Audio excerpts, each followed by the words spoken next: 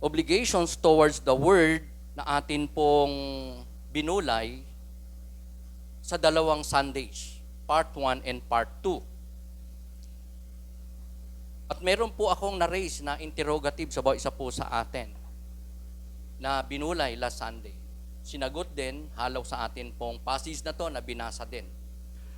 Kung saan, napag-usapan po natin, based on our passage, yung una at pangalawa na obligasyon ng mga mananampalataya towards the Word of God. Na pagka na-fulfill, ang resulta ay isang pleasing at honest na kalalagayan o walk with God, even so unto other people as well. So ang una na obligasyon natin na napag-aralan on this passage is that to accept the Word. Pakisabi nga po natin, accept the Word. Sabi kasi doon, sa English, if I may read again, "My dear brothers and sisters, take note of this. Everyone should be quick to listen, slow to speak, and slow to become angry, because human anger does not produce the righteousness that God desires. And humbly accept the Word of God planted in you." Diyan po natin nakuha yung number one obligation natin, which is to accept the Word of God. At meron pong instructions from the Word of God in our passage na sinabi po, 4, na tinawag ko pong 4S. Ang unang S is that for the people of God to be swift to listen, slow to speak, slow to anger, and to have a set heart, a prepared heart. Ang pangalawa na obligation ng mga mananampalataya, gaya natin, towards God, especially unto His Word, is to perform the Word. Kasi ang sabi po ng verses 22 to 25, "Do not merely listen to the Word and so deceive yourselves.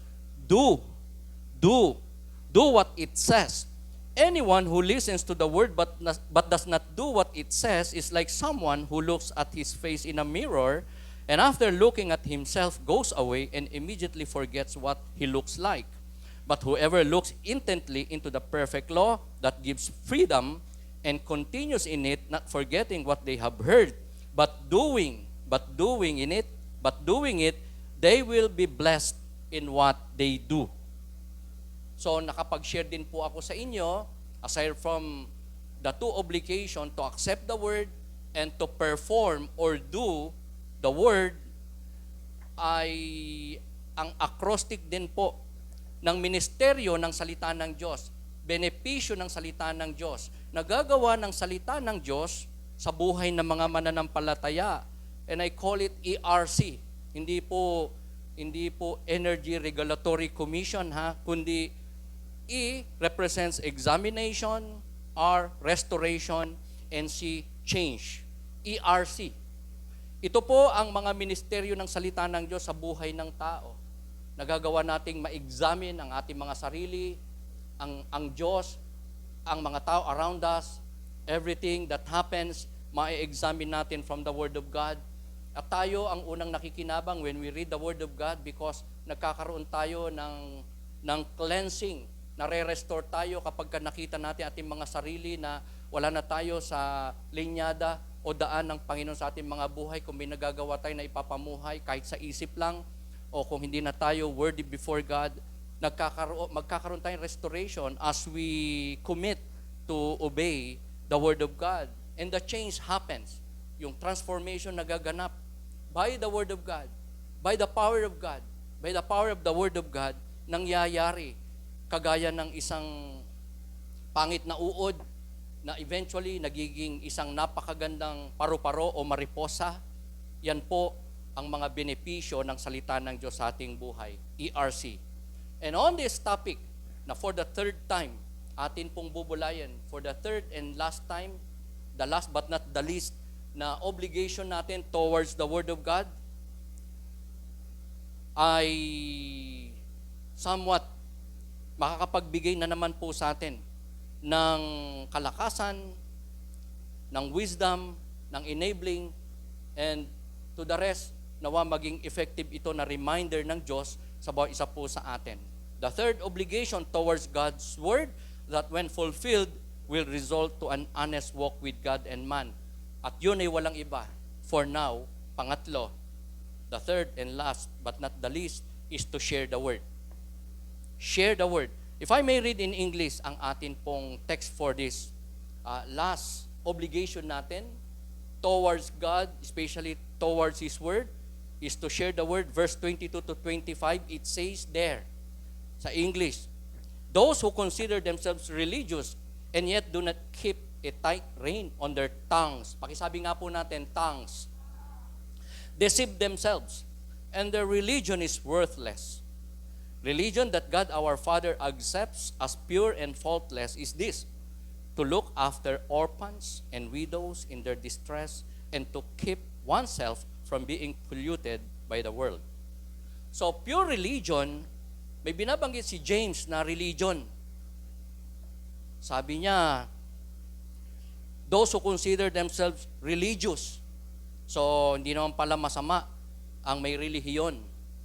Pero mapapansin natin na ang binabanggit niyang relihiyon dito ay hindi yung merong kang reliyon na samahan lang, masabing kaanib ka ng ganitong iglesia, ganitong samahan, ganitong relihiyon.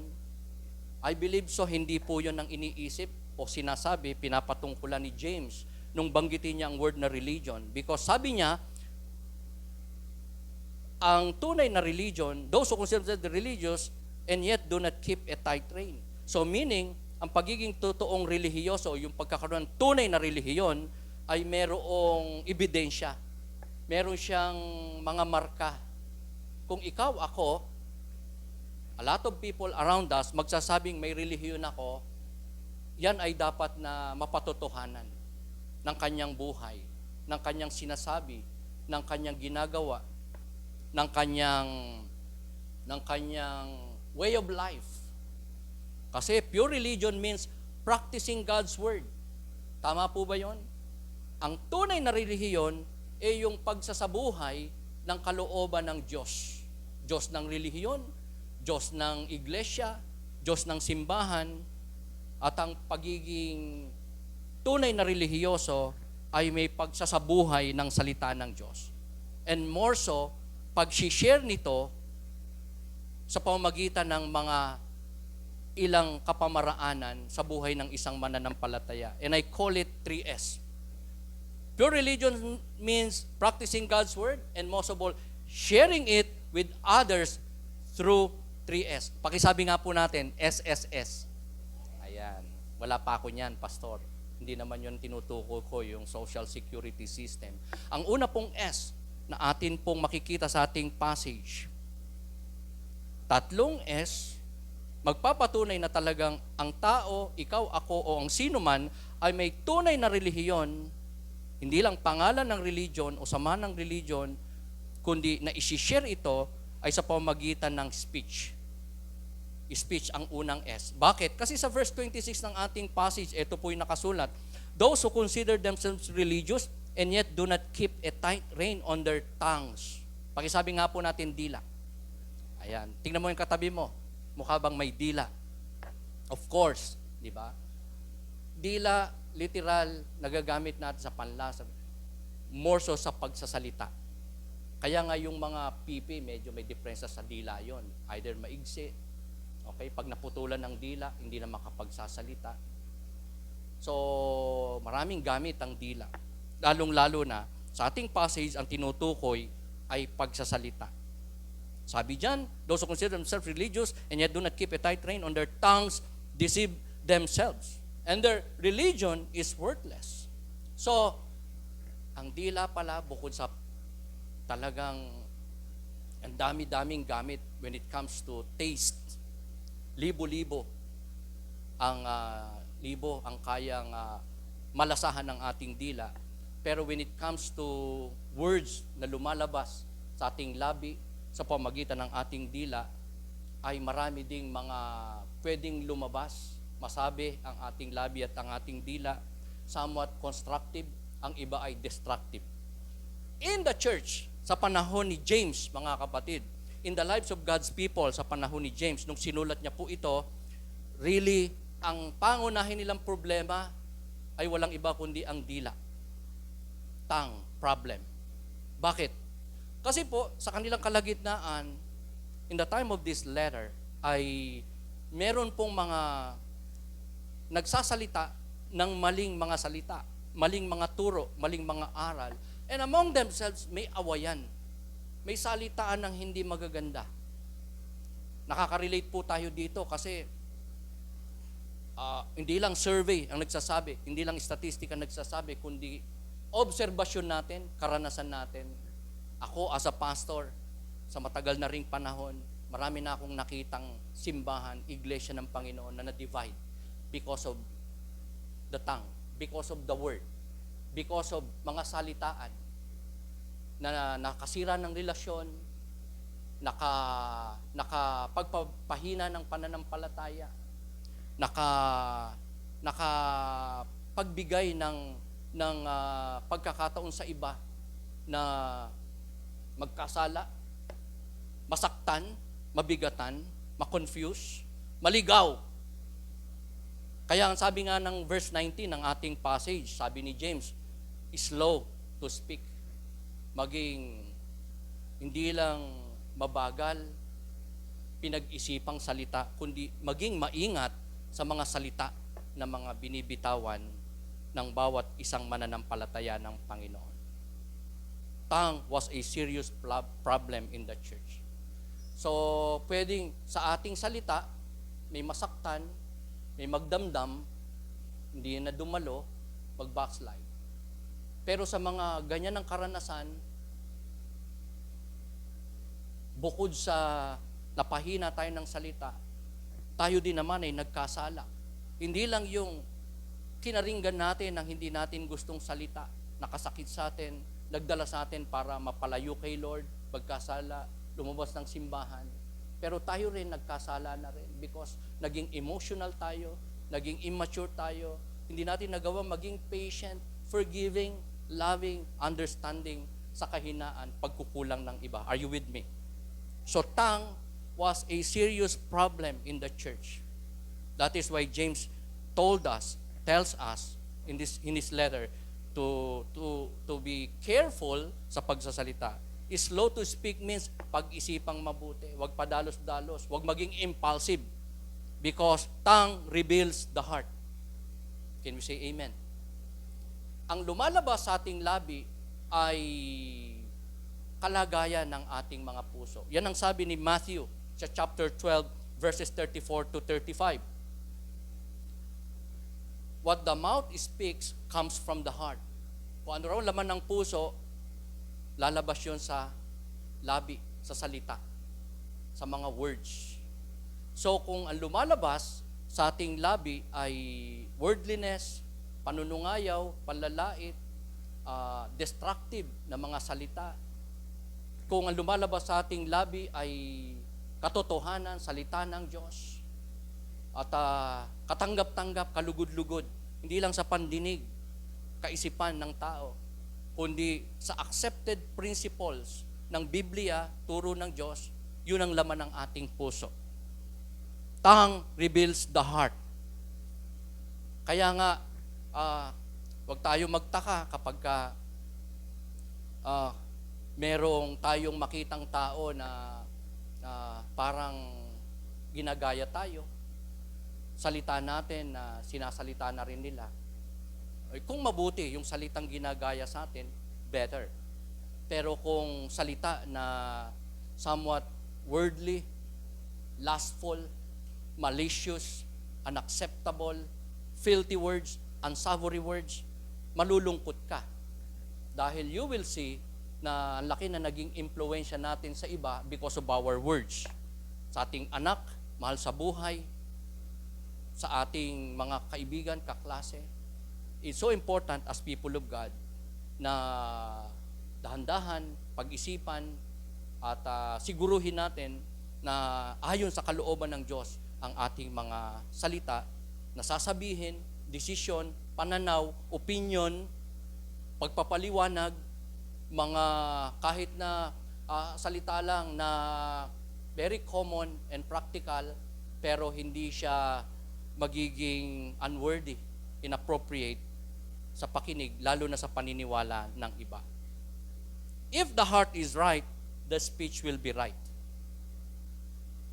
Kung tama ang puso, kung ano laman ng puso, kung magandang laman ng puso, yun lang yung lalabas. Yun lang yung lalabas. Kaya kung maganda ang kalagayan ng puso, ang nakaimbak sa puso magaganda rin ang lalabas. Kahit pa very compelling, may pressure, mayroong persecution, may hindi magandang sitwasyon in life, ang tao, ang anak ng Diyos, pag maayos ang puso, may kargang mga solid na foundation and truths ang puso, at ang naghaharing pangunahin ay ang Diyos, maganda ang lalabas sa mga pananalita. A controlled tongue means a controlled body. Di po ba? Sabi nga, ang dila daw ay oo, ang daming usefulness ng dila. Ang daming magagandang gamit, benepisyo ng ating dila, ng ating labi, ng ating pananalita.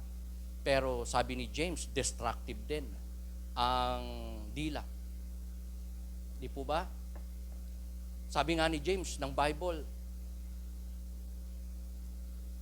sobrang dangerous daw ng labi o ng dila. Some says, Pastor Vic, hindi. Some would say, hindi dila ang pinaka-destructive na parte ng katawan ng tao. It can be the hands maybe. Kasi di ba, ang dila naman ang kamay pwedeng humawak ng barel, punyal, para makakitil ka ng buhay ng tao. Maging destructive using the hands. Pero ang dila, it cannot kill physically. In fact, may hatid nga ang dila na magaganda sa buhay ng tao. Di ba? Sa panlasa. Kahit nga may nagalit sa'yo, anong gagawin? Didilaan ka, belat. Di ba? Wala namang masyadong impact yun eh. Hindi naman nakakakitil ng buhay ang dila. Ang kamay pa, maari, are you with me? Pero James said, the Bible said, sa parte ng katawan ng tao, pinaka-dangerous ang dila. Kinumpara niya ang dila sa isang gubat na kayang sunugin sa pamagitan lang ng dila. The destructiveness of the tongue ay, oo, hindi nga nakakapatay ng physical na katawan ng tao, just like the hands. Pero, look at this, kayang magbulid sa impyerno ng dila. Sa pamagitan ng maling aral, maling turo, maling salita, people cannot know God kapag sa pamagitan ng dila, mali ang tinuro, heresy ang tinuro, demonic ang tinuro, saan pupunta ang tao? Hindi kamatayang physical, pero kamatayang spiritual. Sa isang salita, sabi nga po, kayang sunugin itong isang kabundukan ng isang kagubatan. Just like in a church. Marami na po akong nakita. Simbahang na-divide. Meron nga isang simbahan lang pero 3 times, 4 times nang na-divide. Because of the tongue, because of the word. So, gaano ka destructive? Tunay nga, ang sinasabi ni James, ng speech, ang salita, ay destructive. Kaya kailangan ito ay controlled. And nagsisimula yan kapag ang puso ay maayos at magiging maayos din ang pananalita. So yan po yung una na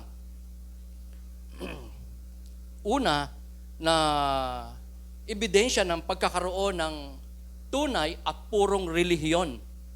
Pinapractice mo ang salita ng Diyos, ibinabahagi mo ang salita ng Diyos sa pamamagitan ng speech. So, sabi ni James, slow to speak. Huwag magsalita ng masama. Pero alam niyo, ang isa pang problema ng tao when it comes to speech, yung hindi nagsasalita. Meron namang pwedeng sabihin, meron namang pwedeng i-share na truth, word of God, patotoo, pero hindi nagsasalita. Nasobrahan naman, nasobrahan namang masyadong carefulness, no? Parang nawala na tuloy ng silbi ang dila because may panahong dapat magsalita, mag-share, mag-speech, pero nanatiling tahimik at hindi nagagamit ang dila. Pero pagka sa ibang usapan, talagang non-stop, di ba? Pero hindi na magawang mag-speech concerning God's Word. Ang pangalawa na S, service. Ito po yung pangalawa na ebidensya ng pagkaroon ng tunay na relihiyon. Ma-share ang salita ng Diyos sa pamamagitan ng speech. Ito naman ay hindi sa pamamagitan ng dila o ng salita o ng speech, kundi sa pamamagitan ng service. Serbisyo. Bakit? Kasi sa verse 27 pa rin ito nakasulat. Religion that God our Father accepts as pure and faultless is this, to look after orphans and widows in their distress. Hinighlight ko po yung to look after orphans and widows in their distress. This is service, mga kapatid. During the time of James, in the lives of God's people, in the church of God, during his time, ito po ang kanilang pangunahing sitwasyon. In their midst, marami pong ulila, maraming mga balo, and they need support, they need service, they need provisions, they need love, they need understanding, they need material, physical, above all things, spiritual needs sa kanilang kalagit. And this is not just inside the church, kundi maging sa labas. Di ba, nowadays, marami pa rin namang ganyan. Mga ulila, wala na magulang, balo, wala inaasahan sa buhay, wala nang nagsusupport ng mga anak, asawa, may distress, may problema. Pero sa ating panahon, hindi lang ito na ang mga nakikita nating problema, di po ba? Inside the church, outside the church. Kung saan pwede natin maipakita ang ating tunay na relihiyon sa pamamagitan ng hindi lang pag-share ng truth, ng Word of God, magagandang salita, kundi pagpapractice ng salita ng Diyos. Pagpe-perform ng salita. Sa pamamagitan ng pagsiserve, pagsiservisyo, paggawa ng mabuti, pagtulong. Hindi lang sa mga orphans and widows. Sa mga may pinagdadaanang karamdaman, sa mga may kagipitan sa buhay, sa mga confused, sa mga emotionally disturbed, mentally may deficiency mentally, o kinukulang sa wisdom para ma-address niya ang kanyang kinakarap na sitwasyon. May kalungkutan na tao, mayroong kinakailangang pansin, ayuda, aruga ng isang tao, especially from the people of God, from the church of God. Sa simbahan, marami pong mga pangangailangan. Ang people of God, ang gawain ng Panginoon, and everybody ay pwedeng meron pong mai-contribute, may pwedeng maitulong. Hindi lang may matanggap, kundi merong mai-contribute, maitulong, kung yan ay panahon, pagdalo, pananalangin, sa pamamagitan ng tangible na support, materially, financially. Kung tayo may mga kakayanan, katangian, may giftedness tayo from the Lord, may talento tayo, we can serve. Pwede tayong makatulong, hindi lamang sa family of God, kundi man din ay sa buhay ng iba. So, in the Word of God, mga kapatid, marami tayong pwedeng makita. Una na yung Panginoon. Yung kanyang katangian, pagka-Diyos, yung kanyang mga magagandang plano, at pwede rin natin makita, hindi lang yung ating mga sarili from the Word of God, man din yung buhay ng ibang tao, kalagayan ng ibang tao, future ng ibang tao, kung ano ang kapaliwanagan sa mga nangyayari around us. Gera, famine, mga natural disasters, gulo-gulo sa gobyerno, sa pamayanan, even in the family, sa church, marami tayong makikita na kapaliwanagan from the Word of God. Kaya napaka-importante ng pagbabasa ng salita ng Diyos. Tanungin mo yung katabi mo, nagbabasa ka ba araw-araw Kasi kung paglinggo lang tayo nakikinig, very limited na learning to. Kahit naiintindihan pa natin ang preaching, kahit isinubi mo pa sa puso mo, kulang kung Sunday lang. Lalo na kung hindi sinusunod yung natutunan natin from the Word of God. Amen? So, kung araw-araw, hindi lang paglinggo, hindi lang pag midweek, araw-araw nagbabasa ka, naiintindihan mo, tinatay mo sa iyong puso, and most of all, sinusunod mo yung nasalamin mo about yourself, about God, about other people, about anything around us, ano po ang resulta? Harmonious relationship with God, fulfilled na kalooban ng Diyos sa ating buhay, at it means an honest walk with God and with other people as well. Kapag ang salita ng Diyos, atin pong sinasalamin, sinusunod. Hindi mo lang makikita ang Diyos, sarili mo, a lot of things around you, kundi dadalhin ka rin ng salita ng Diyos sa pangangailangan ng iba, sa kalagayan ng iba, sa kung ano ang pwede mong gawin, mai-contribute, maitulong. Maging service in the light and power of the Scripture. Si Isaiah, mga kapatid, nung ma-encounter niya ang Diyos, makita niya ang Diyos, sarili niyang una niyang nakita, sabi niya, "Woe unto me, I am a man of unclean lips." So, nung makita niya ang Diyos, ang kabanahan Diyos, ang una niya nakita sarili niya na hindi karapat-dapat, makasalanan. Pero nakita rin niya yung mga taong nais ng Diyos, naabuti niya. Nais ng Diyos maabot sa pamamagitan niya. So nakita niya ang Israel, ang mga Jews, ang mga people of God, na may matinding pangangailangan. First and foremost, magbalik loob sa Diyos. Manampalataya sa Diyos. Magsisi at tumalima sa kalooban ng Diyos. Isaiah 6 verse 1 to 8. So, words are no substitute for deeds of love. Sabi nga, di ba, action speaks louder than words. Amen? Kaya, kung hindi ka pala sabi ng I love you sa iyong asawa, sa iyong jowa, I'm with you. Kung medyo ayaw mo at mas gusto mo na patunayan ang pagmamahal mo sa pamamagitan ng iyong mga gawa, that's better. Kasi marami po, I love you ng I love you, pero ang pinagagagawa naman ay taliwas sa kagustuhan ng kanyang iniirog, sinisinta, minamahal, asawa, ng kanyang parent. Amen. Saan tayo doon?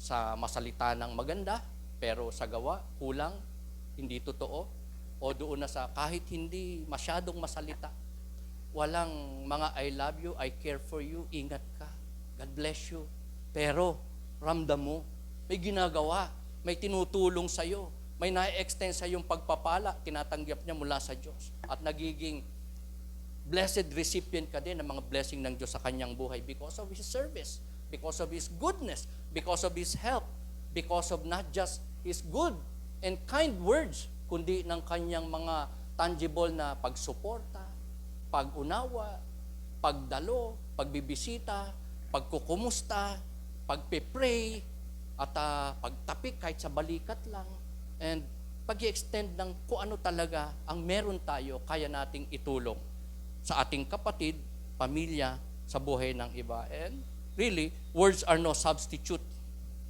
for deeds.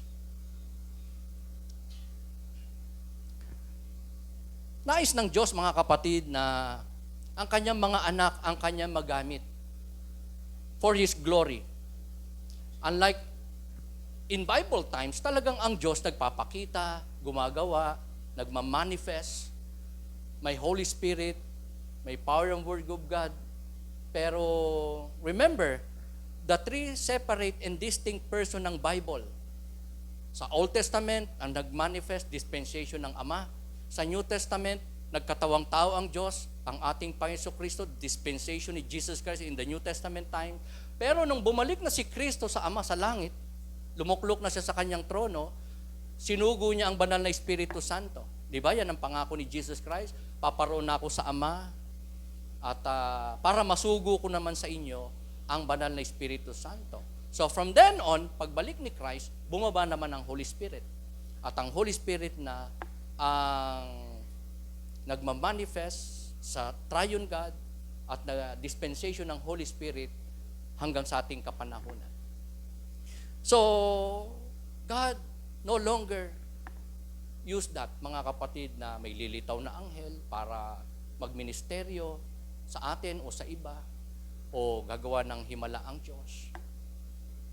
Ito yung panahon, mga kapatid, na ninanais ng Diyos na ang kanyang magamit ay ang kanyang mga anak, mga lingkod. Kaya nga sa Great Commission, Matthew 28, 19 to 20, sino po ang sinabihan doon?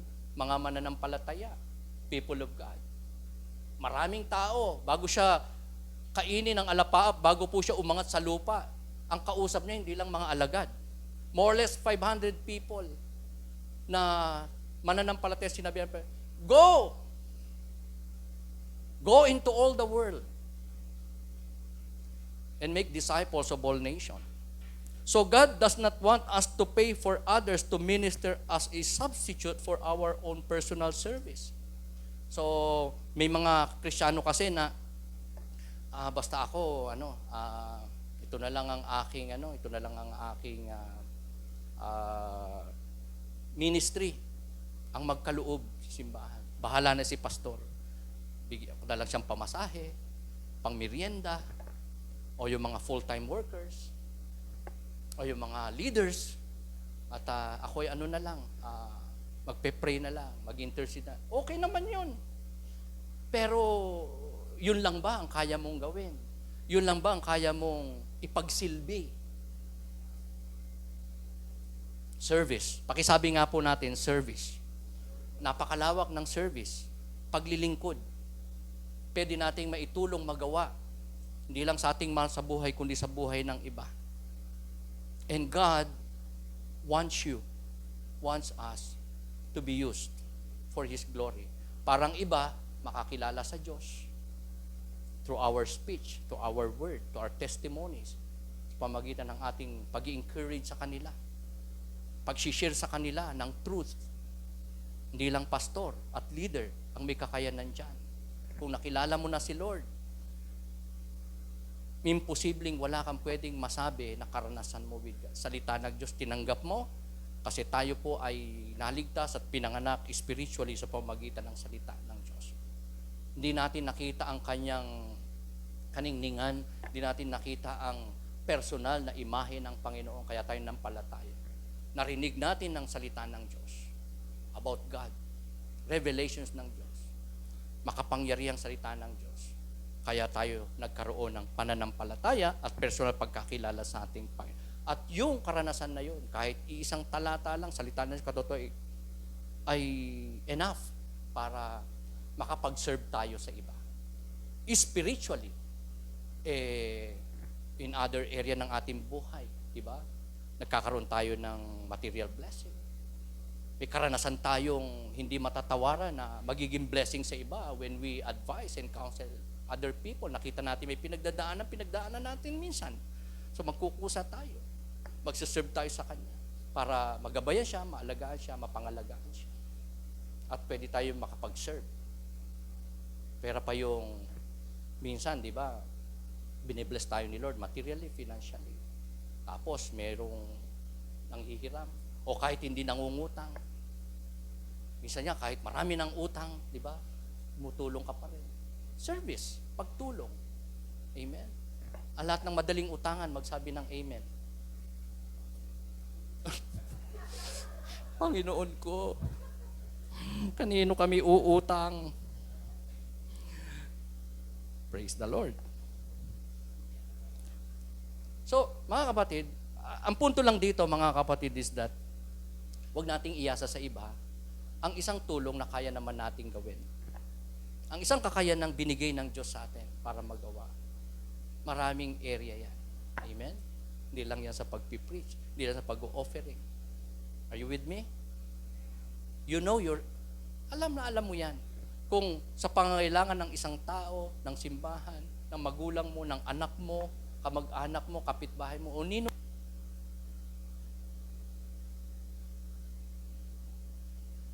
Alam na alam mo kung may maituturo ka o wala. Are you with me? At yan ay pagkakataon para makagawa tayo ng service. Kaya ang tawag natin sa ating pagtitipong pag Sunday ay service. Amen? Kasi yung worship natin kay Lord, service natin sa Kanya. Are you with me? Paglapit natin sa Diyos para manalangin, service siya. Lalo na kung pinag-pray natin ang simbahan, ibang tao, serbisyo yun. Yung pagtugtog, pag-awit, pag-a-usher, paghahanda ng ginagawa natin, serbisyo yan. Pagkamay natin, serbisyo yan. Pagngiti mo, serbisyo yan. Service yan. Amen? Yung time natin, nagagamit natin as a service. Ang pangatlo na S,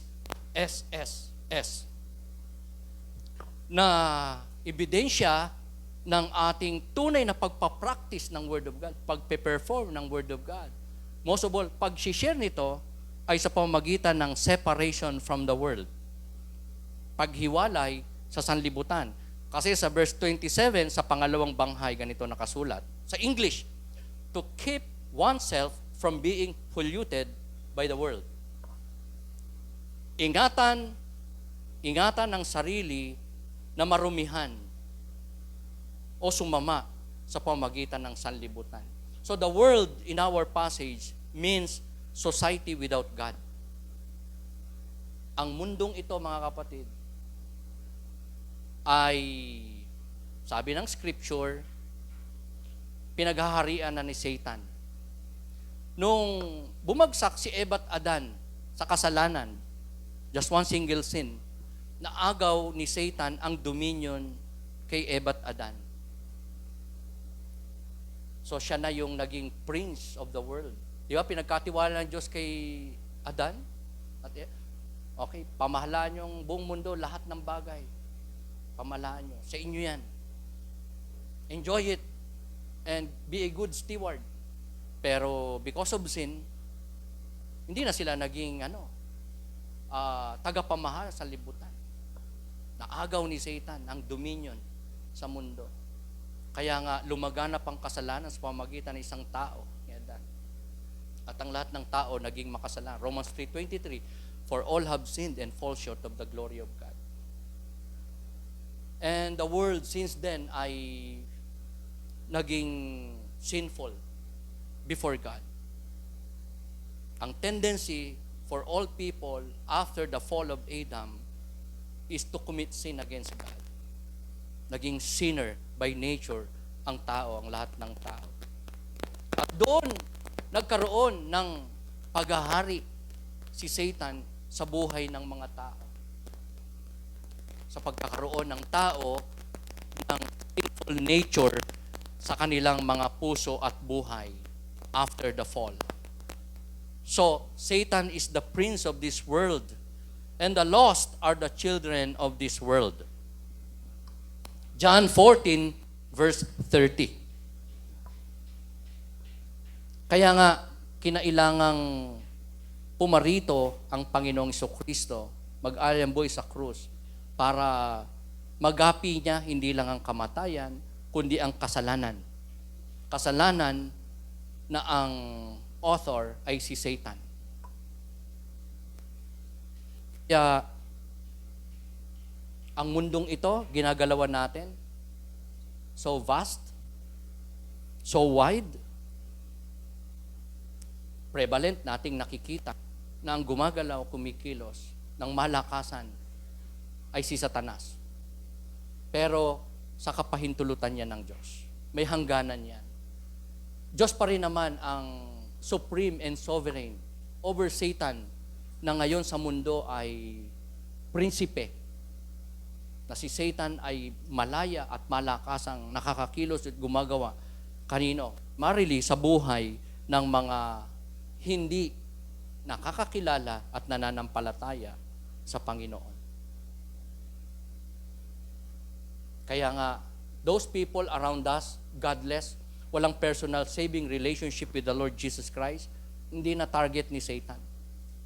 At kung ikaw, may personal saving relationship with God, mananampalataya ka na ni Kristo, nasa puso mo na si Kristo, may Spirit of God ka na, ikaw ang target ni Satan.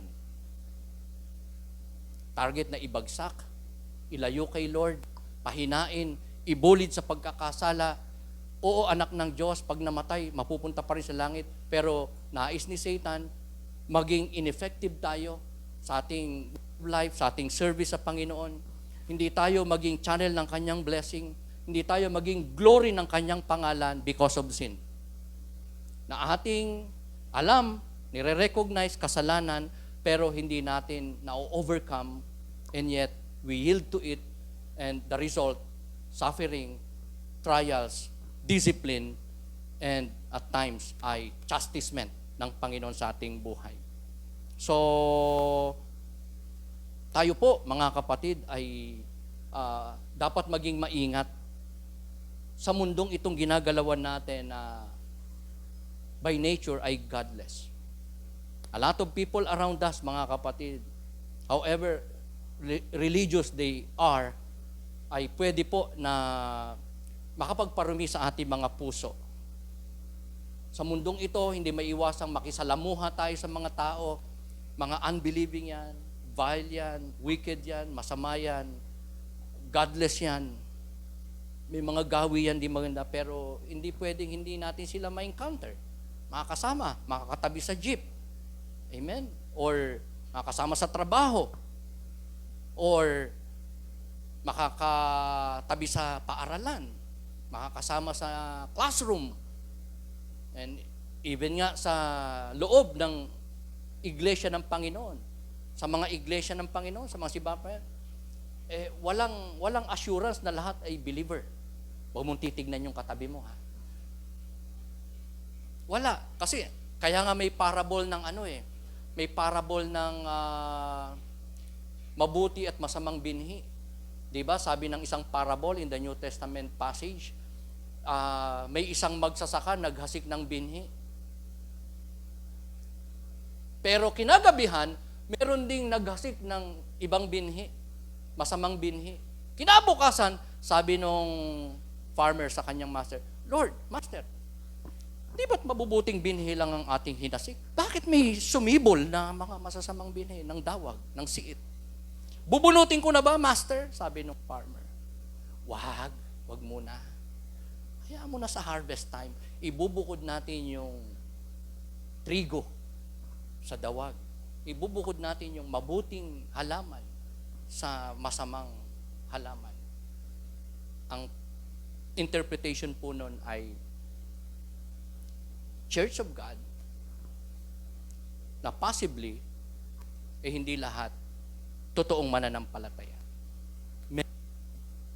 Merong hindi tunay na mananampalataya. May mga panahong simbahan ng Panginoon pure? Oo. Puro genuine Christian. Puro true believer. Tingnan mo yung katabi mo, di ba? Mukhang totoo namang mananampalataya, di ba? Pero bukas makalawa, we can never say.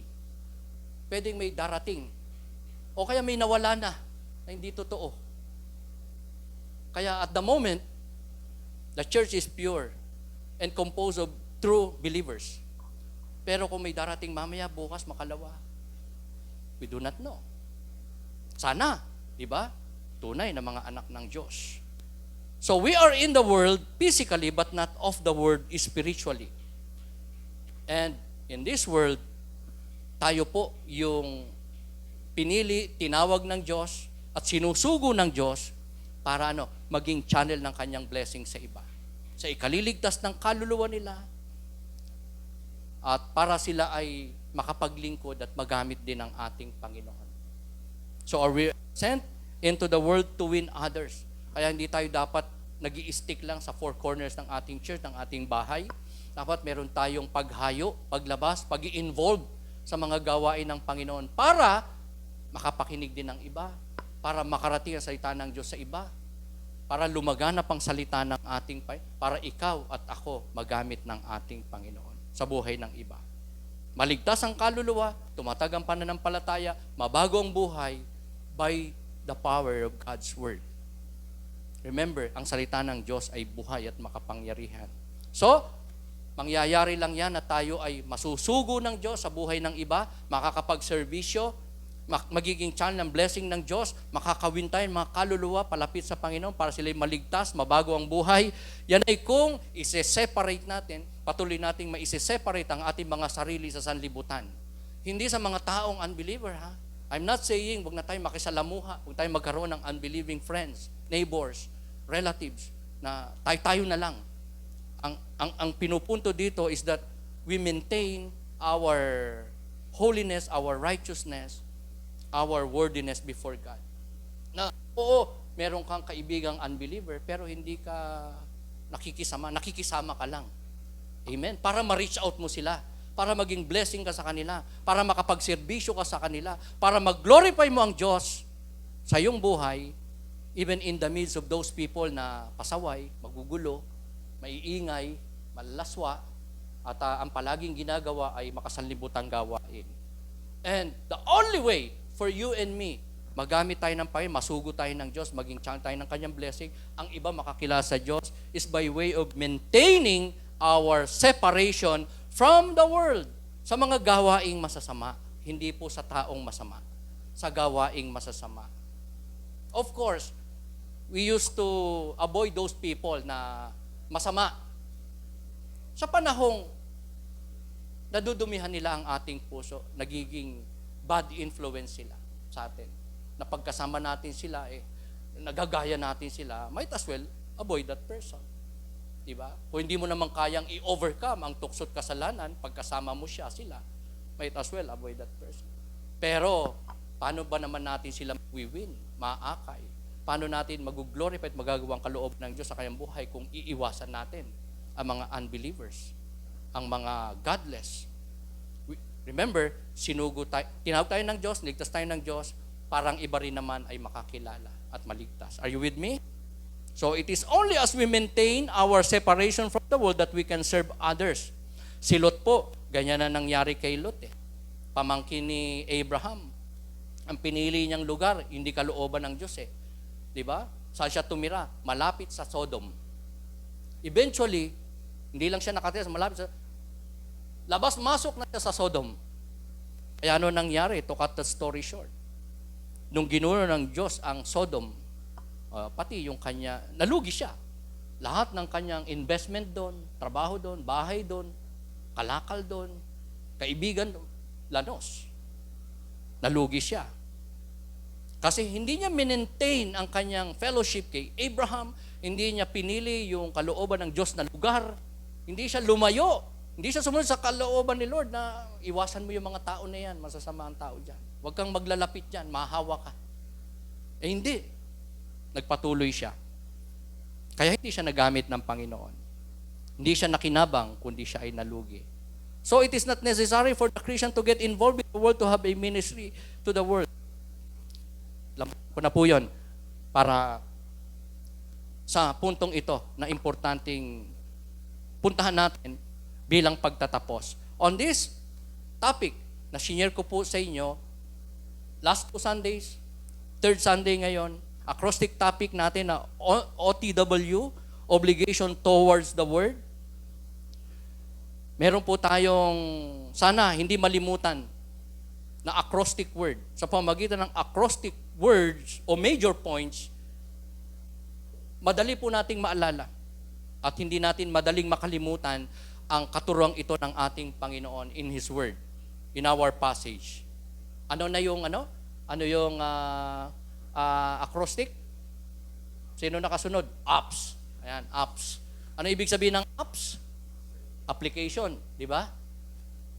Apps, application. Sa cellphone, yan, alam natin. Sa gadgets, apps. Pero ang ibig sabihin ng apps ay accept the word. Number 1 obligation natin yan towards God, especially unto His word. Accept the word. Letter P, perform the word. Ibig sabihin, do the word. Huwag lang maging good listener. Kundi sundin, isagawa, isaboy, salita ng Diyos. And letter S is share the word. Ang pag-share ng word of God ay hindi lamang sa speech, kundi sa pagpapractice ng salita at utos ng Diyos. That's the true religion na meron tayo. Not just in words, in speech, in service, kundi sa pagtalima sa utos, salita, kalooban ng ating Panginoon. So we share the Word of God kapag ang buhay natin maayos. Are you with me? Kapag ang way of life mo maayos. Di ba? Kung ina-apply mo ang salita ng Diyos, you share the Word. You're already sharing Christ. Napapractice mo ang salita ng Diyos, diyan mo na si-share ang Word of God. And, mga kapatid, I propose only one thing sa topic na ito. Let's fulfill our responsibilities toward God. Ano po yung ating responsibilities o obligation towards God? Accepting His Word, to perform His Word, and share His Word. Yan po yung ating major point na may acrostic na apps. Application.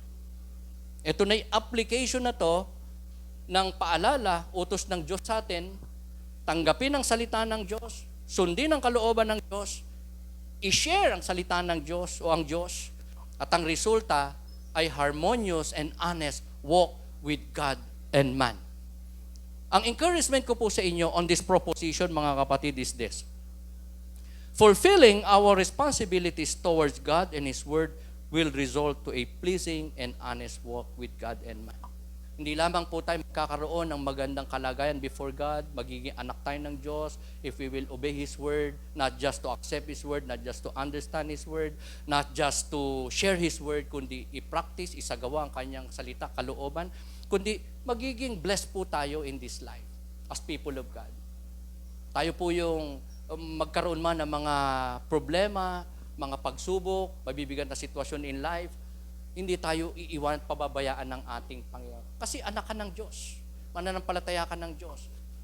Hindi lang salita ng Diyos ang nasa iyo, kundi ang Kanyang banal na presensya. Ang Kanyang mata ay nasa iyo palagi because nanampalataya ka sa Kanya. At ang salita niya, hindi mo lang sinubi sa iyong puso, kundi sinusunod mo. Kung susundin mo, magiging apple of the eye ka ng ating Panginoon. Ikaw ay precious sa Kanyang harapan. Ikaw ay tagapagmana ng langit. Ikaw ay susuplayan ng Diyos ng iyong mga pangangailangan in life. Just like a lot of created things ng Panginoon na Kanyang ginugobyernohan, pinamamahalaan, sinusuplayan niya ng pangangailangan. Kung ang ibon, binibigyan niya ng makakain, ikaw pa kaya? Tayo pa kaya? Kaya nga, maraming Kristiyano, sana ganitong kalagayan natin, hindi namumblema sa pera. Lahat na namumblema sa pera, magsabi nga ng amen. Nako, delikado yan. Diba? Pero maraming Kristiyano, eto mga kapatid ng mature na Kristiyano, talagang may salita ng Diyos, nananampalataya kay Lord, pinapractice ang utos ng Diyos, hindi nagwo-worry sa pera. Kahit gaano kalaki pang pangangailangan. Alam niyo kung bakit? Because he knows from the Word of God that God is a God of providence. That God is a God of provision. Na ang Diyos nagmamahal sa Kanyang mga anak. Hindi magpapabaya. Amen? Kaya, tingnan mo yung katabi mo, 12 oras na tulog yan. Pero maraming problema yan. Pero dahil may salita ng Diyos na naunawaan, nasa puso, sinusunod, no worries. Amen? Kasi in-entrust kay Lord. Amen? May inaasahang Diyos. Diyos na mahimala at makapangyarihan. Amen? Naghahari, maghahari, mananatili, magpakailan-kailan pa man. Heaven and earth will pass away. But God said, but my words will remain forever and ever. The Word and the Lord Jesus Christ is one. In John 1:1, Jesus said, God said, in the beginning was the Word, and the Word was with God, and the Word was God. In John chapter 1 verse 14, sabi po doon, and the Word became flesh. Amen? Kaya ang salita ng Diyos ay makapangyarihan, nagliligtas, pumabago ng puso, nagbibigay ng karunungan, kaligtasan, kapayapaan. Name it. Nasa salita ng Diyos. Kaya sabi mo sa katabi mo, basa. At sabi mo sa katabi mong nasa kanan naman, sumunod. Amen? Because ang segment title ng ating passage is listening and doing. Amen? Listening is good, pero kulang yan kung walang pagsasabuhay. Amen? Are you with me? Listening and doing. James said, in chapter 2, faith without works is dead. Let us come to God in prayer. Let's rise up. Aming dakilang Diyos, maraming salamat po, Panginoon, sa opportunity binigkalob niyo po sa amin from your word. Thank you, Lord, for reminding us, for implanting once again in our hearts your truth, your words. Thank you, Lord, for rebuking us. Thank you for even so sa mga discipline, pagsubok, pinahintulot sa aming buhay, sapagkat naghatid po yun ng kaliwanagan sa amin. Napanuto kami, Panginoon, nakita namin ang kalooban nyo, nakita namin ang aming pagsalangsang, nakita namin ang mga bagay na dapat namin gawin, Panginoon. Especially from your word na nasalamin namin ngayon. O God Almighty, we pray that you would continue to fill us even more of your Spirit, sapagkat kung sa amin lang sariling kakayanan, kakapusin po kami, kukulangin po kami. By nature, we are weak and limited, but by your grace and mercy to be upon us, by the power of your word, by the infilling of your Spirit sa mga buhay, kami po ay tagumpay. Kami po ay magkakaroon ng karunong, kalakasan, resources, enabling victories in this life. For you will be with us, for you are with us. That in the light and power of your word, matransform kami, Panginoon. Hindi lang po kami may makita, kundi merong magawa na kalooban nyo para sa aming mga buhay in the light of your word. Thank you, Lord Jesus. Thank you, Holy Spirit. We commit to you our lives. I pray for these people of yours, Panginoon, na patuloy niyo pong sidlan ng inyong makapangyarihan, mahimalang salita sa kanilang mga puso. Hindi lamang mapapakinggan, hindi lamang maunawaan, hindi lamang maisusubi sa puso, kundi masusunod, and most of all, may appropriate in every area of their lives, and most of all, Panginoon, maibabahagi din naman sa iba, parang iba'y makakilala rin sa iyo, maligtas, tumatag sa pananampalataya, maging kalugod-lugod sa inyong harapan, kagamit-gamit sa inyong pong harapan. Salamat po, aming dakilang Diyos. We claim your words. We commit that we will not just listen and implant sa aming mga puso ang iyong salita. Most of all, we commit. We will obey it, Lord. For your glory. And the result, alam namin, O Diyos, favor mo, blessings po ninyo, pagpapala po ninyo, na walang kapantay sa aming mga buhay. More than any material, physical, and worldly blessing na kailangan namin at meron sa mundong ito, ang inyong pagpapala na amin. Mananatili sa amin, ma-enjoy namin, magpasawalang hanggan. Ito po, Panginoon, ang aming samot panalangin na may pagdakil at pagluwalhati. Binabalik namin sa inyo ang lahat ng kapurihan, kaluwalhati at kapasalamatan. Sa makapangyariang pangalan lamang ni Jesus, aming pangitagapagligtas. And we say, Amen. Amen. Amen and amen. Glory, glory, glory to our Most High God.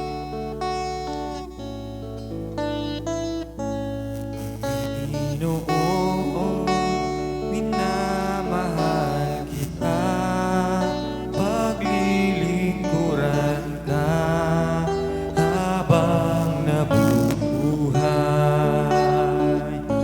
Dumagsaman ang mga pagsubok, alam ko sa akin, ika'y susubaybay. Kaya ako'y susunod sa'yo upang ipahayag ang iyong salita. Buhay ko may aking iaalay bilang ganti sa'yo, Panginoong Jesus. Minsan pa, awitin natin ang awitin ito para sa ating Panginoon. Ang sala ko'y iyong pinatawad, iyong pinagaling aking karamdaman. Ang buhay ko'y binago mong lubos, kaya't gamitin mo sa iyong gawain.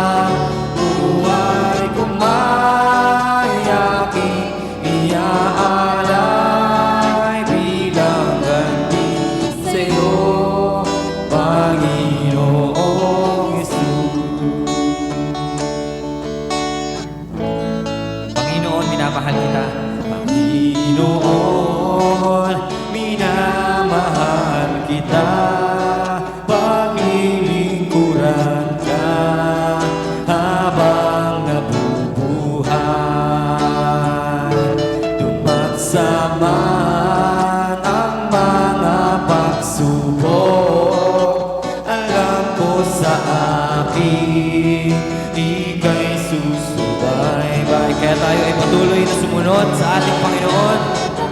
Patuloy nating sundin ang kanyang utos, ipahayag ang kanyang salita. Ipahayag ang iyong salita,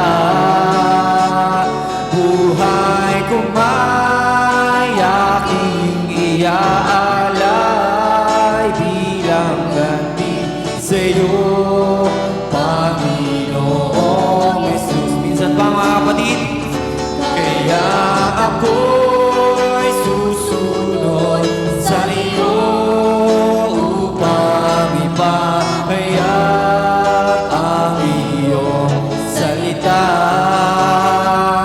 Buhay ko may aking iaalay bilang ganti sa iyo, Panginoong Jesus. Bilang ganti sa iyo, Panginoong Jesus. Bilang ganti sa iyo, Panginoong Jesus. Bigyan natin ng isang malakas na palakpak ang ating Panginoon na buhay. Amen. Hallelujah.